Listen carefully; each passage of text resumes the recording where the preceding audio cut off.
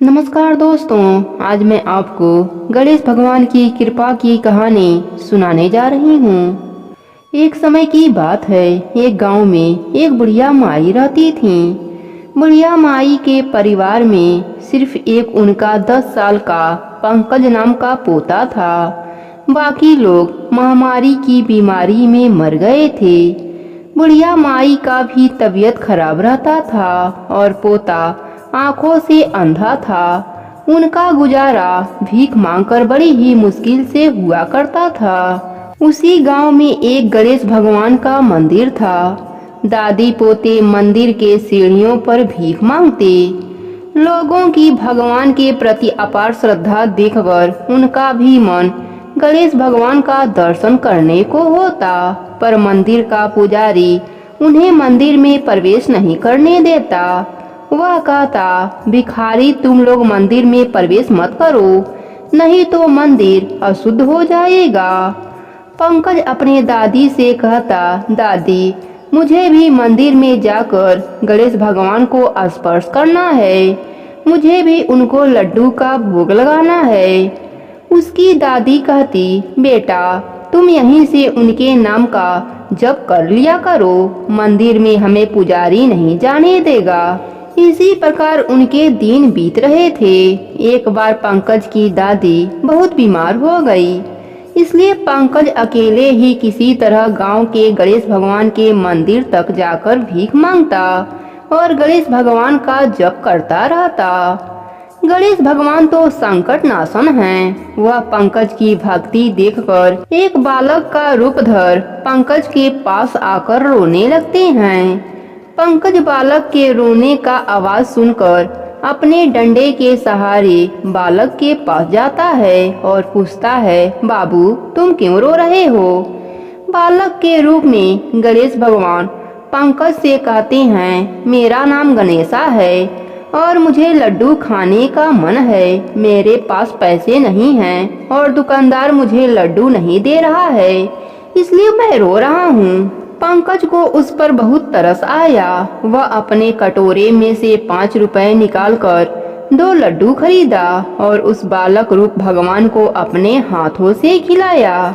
जब पंकज भगवान को लड्डू खिला रहा था तब उसे बड़ा ही आनंद महसूस हो रहा था। अब तो यही सिलसिला रोज का हो गया। गणेश भगवान बालक के रूप में पंकज के पास आते और 5 रुपए का 2 लड्डू बड़े ही प्रेम से खाते। एक दिन गणेश भगवान ने कहा, पंकज अब मैं कल से नहीं आ पाऊंगा। तब पंकज ने कहा, ऐसा मत कहो, तुम्हारा साथ मुझे बहुत अच्छा लगता है।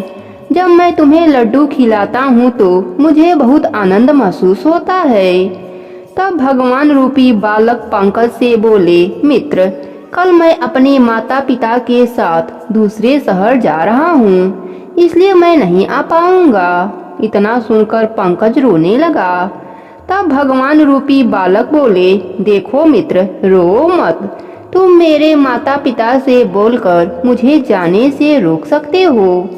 पंकज ने कहा, ठीक है, मैं तुम्हारे माता पिता से बात करूंगा, मुझे उनके पास ले चलो।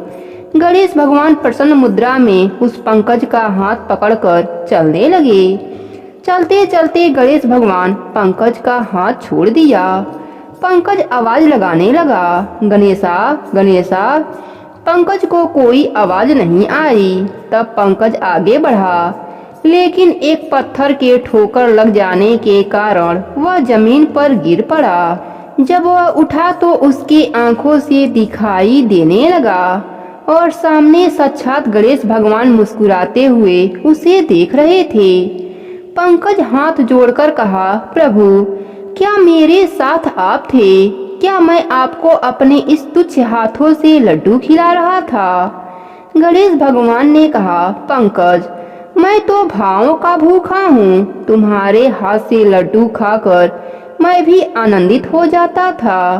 तुम इतने भाव से जो खिलाते थे, आज से तुम्हारे जीवन में जो भी संकट तकलीफें हैं वह समाप्त हो जाएंगे। इतना कहकर गणेश भगवान अंतर ध्यान हो गए। गणेश भगवान की कृपा से पंकज की दादी स्वस्थ हो गई। पंकज का घर अन्य धन से भर गया। पंकज के जीवन से गरीबी कोसों दूर चली गई। अब पंकज अपने दादी के साथ रोज गणेश भगवान के मंदिर में लड्डू का भोग लगाने लगा। अब तो पंडित जी भी उसे नहीं रोकते, क्योंकि अब वह भिखारी नहीं रहा। गणेश भगवान की कृपा से पंकज के पास बड़े बड़े कारोबार हो गए। उसकी शादी सुशील सुंदर कन्या से हो गई। हे गणेश भगवान, जैसे आप पंकज पर प्रसन्न हुए, वैसे ही अपने सभी भक्तों पर प्रसन्न होना। कहानी अधूरी हो तो पूरी करना, पूरी हो तो मान रखना। प्रेम से बोली गणेश भगवान की जय हो, कार्तिकी देव की जय हो।